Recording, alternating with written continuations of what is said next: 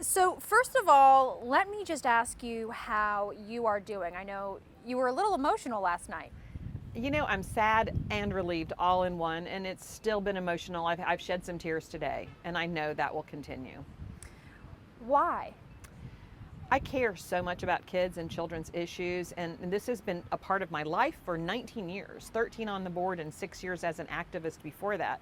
So to think about walking away from something that you've spent 19 years doing, that's my son's whole life. And so that's big. That's a big deal. And before we get into sort of the specifics about your time on the board, I do want to ask you, obviously today, a horrible tragedy with the school bus accident this morning. Any updates, thoughts that you would like to share? Well, I know that the whole CMS community, all the staff is praying for the bus driver who had to have surgery for her injuries today. But we're so grateful that all the injuries were non-life threatening, and just very grateful for that.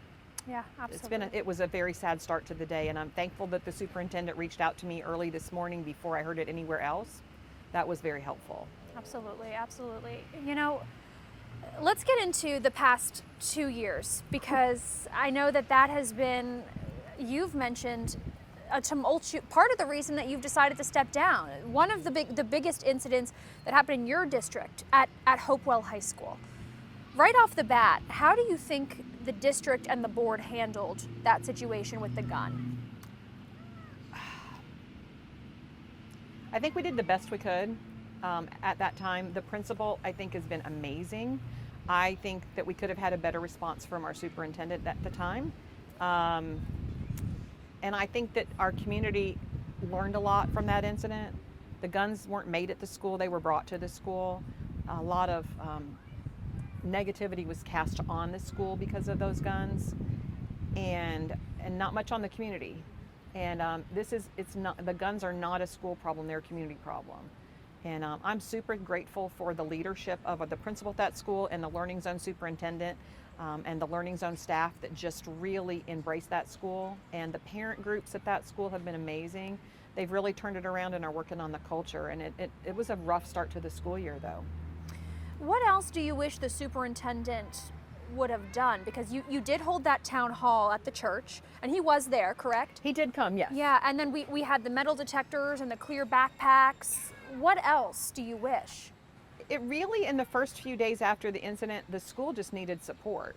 They needed personnel there. They needed the leaders from downtown to come. Some of them did, and that was a good thing. I mean, they were, the staff was inundated, and students were nervous, and we needed extra hands on deck. And so I'm grateful for those that did provide that.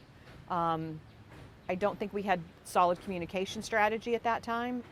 The communication that went out to parents wasn't, in my opinion, it wasn't timely enough. It wasn't specific enough. And it really didn't go into some of the detail that needed to be talked about, that eventually that was handled.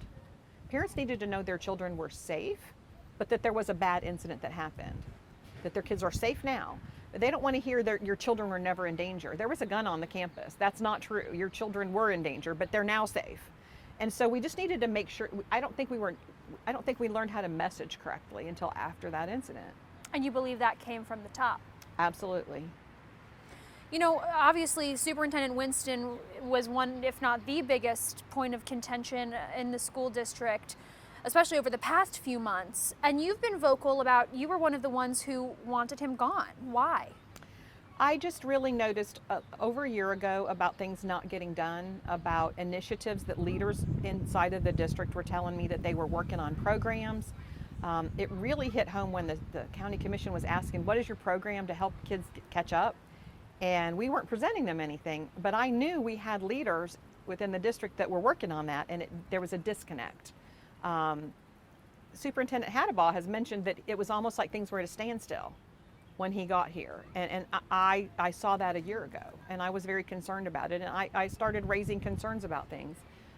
Many of those things have been out in the media the last little bit about all the different things that started bubbling up about March of last year. Do you feel that what happened with Superintendent Winston was a failure on the board's part? I think it was an overall failure, but as a board member, I know how much support he was given as far as coaching, counsel, and excellent staff underneath of him. so while I hold us accountable, I will not hold us responsible for his failures. Why was he hired in the first place?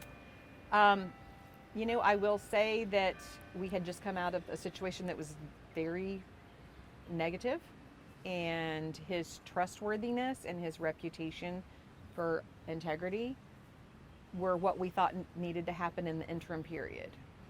Despite Lack of experience and leadership. And I said that in the interim period. Things are not always, the things that are discussed in closed session are not always comes out in public. I mean, I think it's, you know, when it came time to vote, we all raised our hands. I can say that there was a lot of discussion behind the scenes about, and concerns were raised. But we were coming out of a situation where we needed really somebody with honesty and integrity in that interim period. And I feel like he was a good person for that. In the end, do you feel that he was fulfilled No, I that do role? not feel, I think that, you know, I think that had COVID not happened, I think that our concerns probably would have been noticeable sooner. Mm-hmm. But I think COVID just really kind of masked everything when we were all remote and in a state of chaos. How many superintendents has CMS had under your time on the board? 5. And what do you make of that? Well, 2 were interim. Mr. Hadabal was interim for a year. And then Ms. Clark just was an interim who became a permanent, but just for a fixed period of time. The average life of a superintendent at a big district in the United States is under 4 years. So that's really not that surprising. Do you believe that Superintendent Winston violated the terms of his agreement with the district and had grounds to be released? You know, I think we came to the conclusion that we came to is where we had to go. I wish that things had been differently handled. I wish that things had ended differently, but the report pretty much speaks for itself of why we had to make the decision. Do I wish that we hadn't had to pay out so much money? Absolutely. Do I wish there was a different way that it could have all gone down? Absolutely. It was just a lot of drama. But it had to happen. And so in the end, I was just like, we just need to do it and move on. Would you personally have done anything differently? I would have done everything a lot sooner. My timeline would have been last fall for sure, because I was already very concerned about a lot of things. What things? Well, just the handling of things, the handling of some of the Title IX issues, the lack of ability to, pretty much everything that was in that report, you know, the lack of ability to really articulate programs, just a bad not great judgment, not great leadership. When did you know that you wanted this to be it, that you wanted to step down from the board? It's hard to say. I will say that the idea came into my mind about 2 days after the termination meeting with Superintendent Winston. I think, but at that point I kind of made an internal decision, you know, maybe this should be it. Maybe you should be done. And I talked to a former colleague who's not on the board anymore, and I said, I'm kind of feeling this way. And he said, why don't you sit on it and just kind of live with that for a little bit and see how you feel about it. Don't make any big decisions, just kind of live with it. And, you know, because I wanted to make sure, I think that when you're in a really high stress situation for a great period of time, and I will say that started March 13th of 2020, when we had a meeting on that Friday night and people were yelling, if you don't close schools now, you're going to have the blood of children on your hands. And it was just chaos because COVID was just completely unknown at that point. We've been living under a really heightened state of stress and just really time-consuming work since then. And I think that finally culminating with the termination of the superintendent and placing a new person in that role, it was almost like that fight or flight syndrome where the adrenaline just leaves your body because finally maybe I can breathe. And once that happened, I thought, is this just because I'm so relieved that we're maybe on a path forward? So I just had to live with it for a little bit. But I'll say that it was within a couple days of that. What was the final straw? The final straw was my daughter looking at me when I was just exhausted and still had my phone blowing up and people wanting to do Zoom meetings with me and my time. And she just looked at me, she says, when are you going to say it's enough? And I said, there's still things I want to fix. She goes, if you run again 3 years from now, there's still going to be things you want to fix. Because you always want to fix things. You're a nurturer, you're a nurse by trade, you're a nurse by just by my spirit. So you're always going to want to fix things. When is it going to be enough? She said, because I think it's enough. And I'm worried about you. And I'm worried about how hard you're working at this, in addition to being a full-time nurse. So I'm just worried about you. And I looked at her and I said, I don't know if I'll ever be able to say it's enough. I'm very critical, very self-critical. I don't know if I've done enough. It's been 13 years. I'm not sure that I can say I've done enough, but I can say I've tried. And that was kind of it for me when my daughter said that. And then the next thing I did was I said, but you guys all said you would support me if I ran again. You were all good with it. And they said, we love you. My husband and my daughter and both my other children and my stepchildren, they all said, we love you. We'll support you whatever you want to do, but we really would rather you not do it. And that to me was like, they loved me enough to be willing to support me even though they really didn't want me to do it. And that's when I really had to think about who matters the most. You know, you mentioned that you don't know if you'll ever feel like you did enough, but being on the board for 13 years and looking back, what are you most proud of? I think I'm most proud of being true to myself and my philosophy and thinking about students first and parents, making sure that parents always felt like they were heard. There's lots of things over the years I'm really proud of. You know, one of my early big wins was that the budget cut middle school sports in 2010, and I led the pack and held meetings and actually helped them reconfigure the budget so that middle school sports did not end. So that was big. I have been a tireless advocate for neighborhood-based schools. And so neighborhood schools are still the foundation of our student assignment plan. I hope that that continues forever, because I think truly that's what parents want. They want to be able to go to school close to home. And then finally, I think one of my biggest things that happened in the last 2 years, I wish it hadn't even happened, but we had cut all of our sports and extracurriculars last year. And in January, I just worked tirelessly, and Margaret Marshall helped me, but I worked tirelessly to get 5 votes to tell the superintendent to restart middle schools or restart all sports and extracurricular activities in January. And I had athletic directors literally blowing up my phone going, I can't believe you did this. We were told that we were done. They were told they were done. And I said, I'm not going to give up.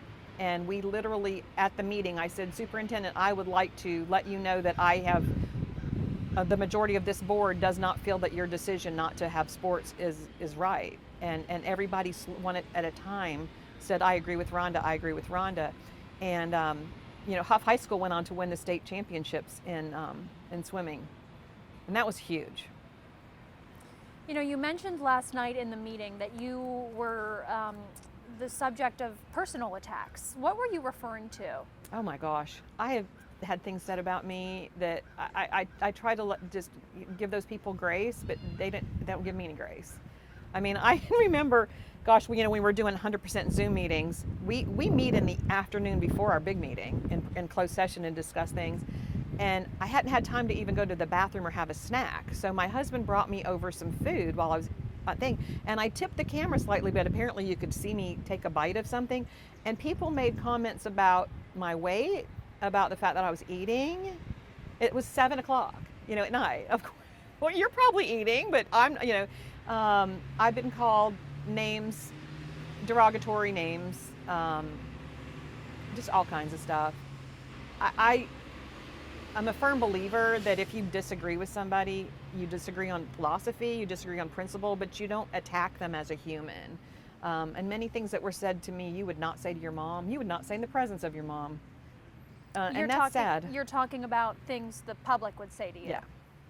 And that really heightened during the last 2 years? Oh, 100%.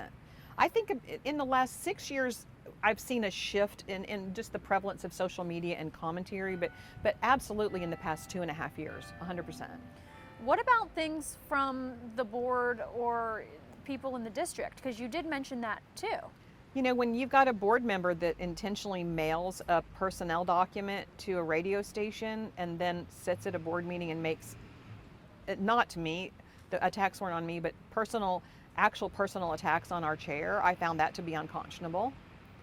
Who were you speaking about? That was Monday at the meeting.